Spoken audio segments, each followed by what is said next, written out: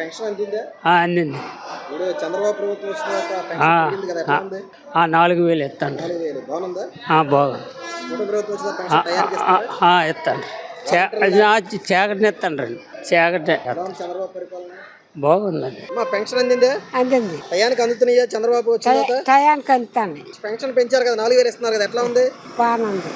ఎవరు ఇస్తున్నారు pension? Volunteer లేకపోయినా మీకు పెన్షన్? వాలంటీర్ లేదు, పోలీస్ అమ్మ వస్తుంది. పోలీస్ అమ్మ వస్తుంది. వాలంటీర్ లేకపోయినా ఒక రోజు ముందే అందుతాను. ఒక రోజు ముందే. ఆదివారం అన్న రోజు శనివారం వచ్చారు. శనివారం ఇచ్చేసారు, ముందే ఇస్తున్నారు. బాగుందా చంద్రబాబు గవర్నమెంట్? బాగుంది. పెన్షన్ అందిందా? ఈ గవర్నమెంట్ పాలన పెన్షన్ పెంచి ఇచ్చారు కదా కూటమి ప్రభుత్వం వచ్చిన తర్వాత, బాగానే ఉందా? బాగానే ఉందండి. అందుతుందా? టైంకి అందుతుంది. వాలంటీర్ లేకపోయినా మీకు టైంకి అందుతుందా? అంటాయి. ఎలా ఉంది గవర్నమెంట్ పాలన? బాగుంది. ఇచ్చేస్తాను. పెన్షన్ అందిందా? టయానికి పెన్షన్ అందుతుందా? టయానికి పెన్షన్ అందుతుంది.